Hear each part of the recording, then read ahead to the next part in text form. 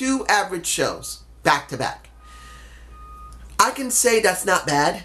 There's still bad booking, but we got 2 average shows, and I'm glad to see it. Now, I think we have one more show before they start showing reruns of the entire year, which I don't like to watch. I hate them. But I'll say for the last 2 episodes, it hasn't been bad. Good average is better than bad sucky. That's just me. The first thing I want to talk about is the Impact Grand Championship, the IGC Championship being contested.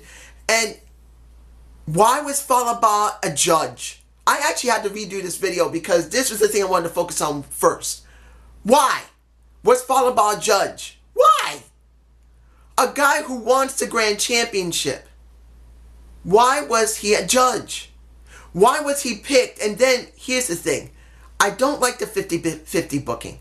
But I am glad to see that there was no winner. That, finally, they did exactly what I hoped they would do. One guy won. One guy won.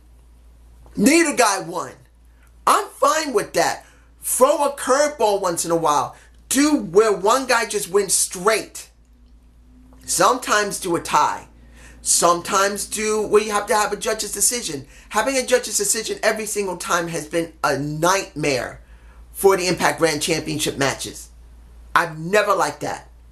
So seeing that was great, but why was Falaba there? Why? Is he going to be working for EC3? I don't think so. He was supposed to be Matt Seidel's friend, but he voted to say a no contest because he could not come up with the best winner because of the last match. The last round. What angle are you going to throw Falaba in where he literally has done nothing? I'm not against Falaba from supposedly Crash Wrestling. I'm not against him. But it would have been better if you actually done a real build before you did it. So we can actually get an idea who Falaba is. Because we don't know who Falaba is. He's never had a promo segment. He's never had an in-ring segment. He's never been interviewed by Mackenzie. Why not do that? Particularly after this. If they don't do this after this just felt empty. Now, the OVE promo and then subsequent situation afterward. I enjoyed the OVE. I enjoyed seeing the promo and that short clip before the promo. What was the guy's name? Samuel, what is the guy's name? I always forget his name. Callahan. There you go. Finally, I remember the guy's name. He sounded like he was hoarse, like I'm getting hoarse. I'm sick. I should not be doing a video, but I don't quit on my videos. I'm not a quitter. I do what I can. But he sounded hoarse as hell. He sounded horrid. But then you had something that happened I thought was nice to see. And then you followed up with something that got on my freaking nerves. I want to see LAX gone for a while. No. You bring them in after they have a confrontation with somebody else I'll talk about in a minute. And it just felt empty. Then you got a vid pack after the fact. Why would you do a vid pack before they come into the ring? They should have done a better vid pack. And why are the guys not talking? I don't want to see Conan and Homicide talk. I'm so sick of this. I don't care. This might be the last time I talk about LAX. If I talk about them in reference, I'm going to say I didn't care. Because I'm sick and tired of seeing Conan. I'm sick and tired of seeing Homicide. I want to see the other 2 guys they're supposed to be sponsoring instead of those 2 freaks who think they're so relevant when the guys that are supposed to be the younger talent are supposed to be put over by them. I'm just sick of it. I don't hate Homicide and I don't hate Conan. They work their asses off in the business and I respect them for that. But they got new talent there they're supposed to be putting over and they ain't doing the freaking business. They're supposed to put them over instead of using them like shit. That's just me. But then, before they happen, you got TDT. I wanted to see more of TDT. I know they were average jobbers that probably came from maybe BCW. But they just had some type of... They had something. They had something. And I think that would have been nicer to see than LAX. Honestly, I think it would have been better to see that.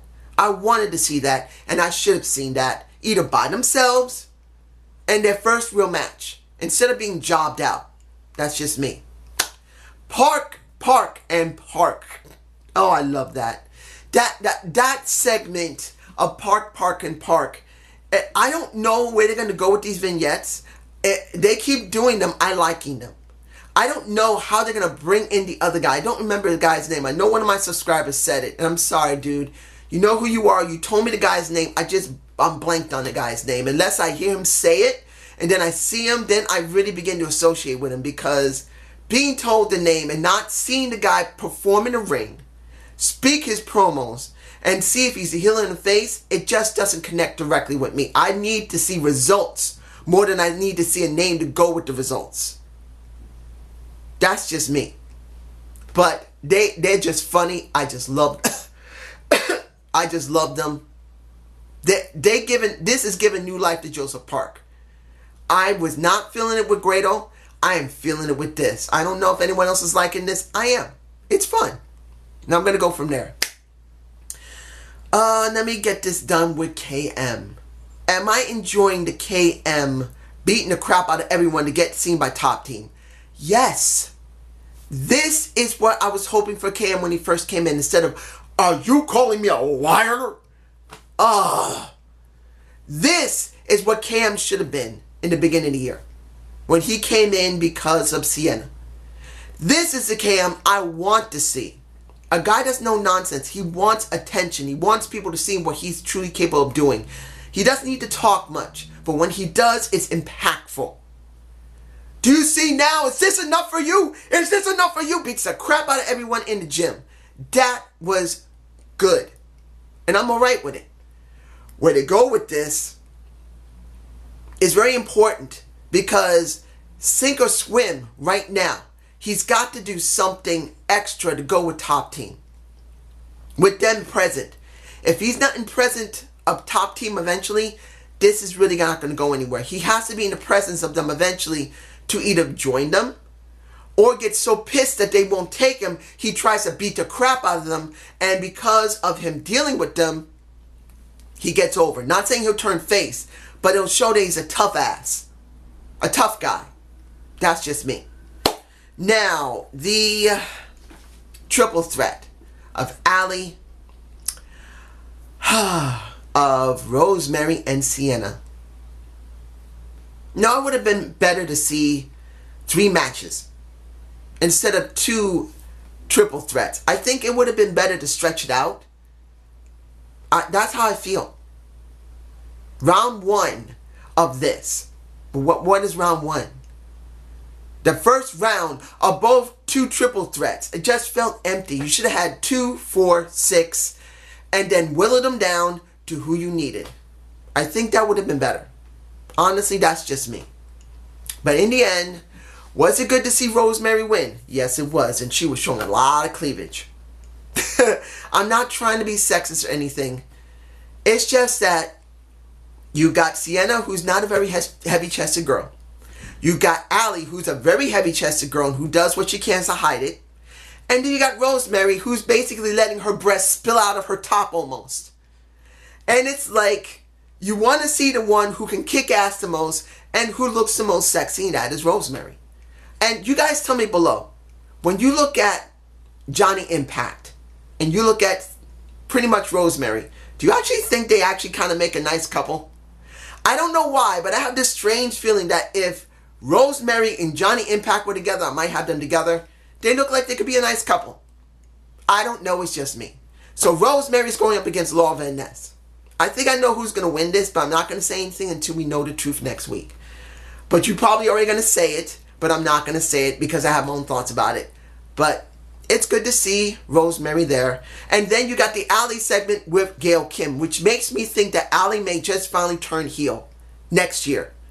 Because she's so frustrated. This is her time, Gail said. This is her time, which is a great thing to see. And maybe this will finally turn her heel and stop and drop the nice persona.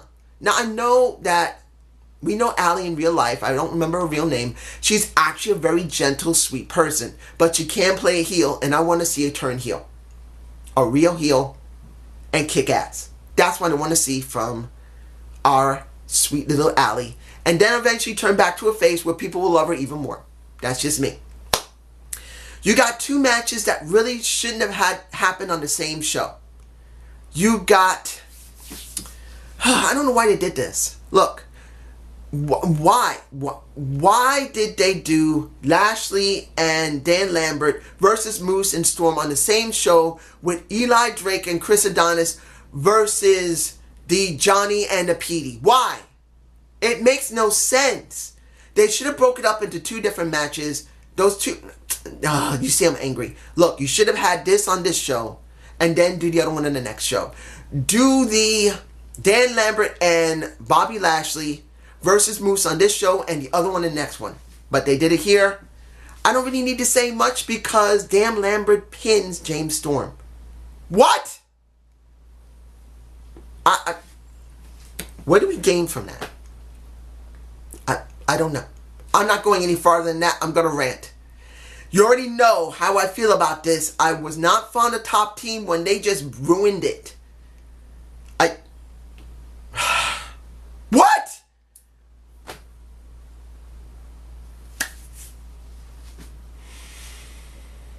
You're willing to sacrifice Storm for Dan Lambert, who was barefoot in there, who tagged in and out. Stupid. Stupid. Now go to the other one. Did I enjoy the last match of the night when it came to Eli Drake, Chris Adonis versus Petey Williams and Starship Pain? I did, but I felt like it should have been on the next week's show. Honestly, it should have. And then once Alberto El Patron came out, kicked the ass of an Eli Drake, which I didn't like. Eli's my man. Eli's my boy. Eli Drake got his ass kicked. Man, I don't want to see El Patron as champ. I'd rather keep Eli Drake as champ. He makes it damn funny. I enjoy it. I understand why they got to give him a challenger. Now he's got two challengers, and now he's got to fight over them both to maintain his title, and I do believe they will not job him out. He's too entertaining. He's too entertaining. But when it comes down to it, this was an average show, which is good to see. It was not perfect. They should have never done both of these matches together on the same show. It just brought down the show a lot. If you had left them on two separate shows, this would have been at least better than average. But this is what you get. But I will say they are trying to hype Laura Van Ness and Rosemary's match. There was a nice promo vignette. I didn't get a chance to take a picture of it, but at least they are trying to hype it. So I will say at least they've done that. But it's just me. Have a good day. Have a good night. Peace.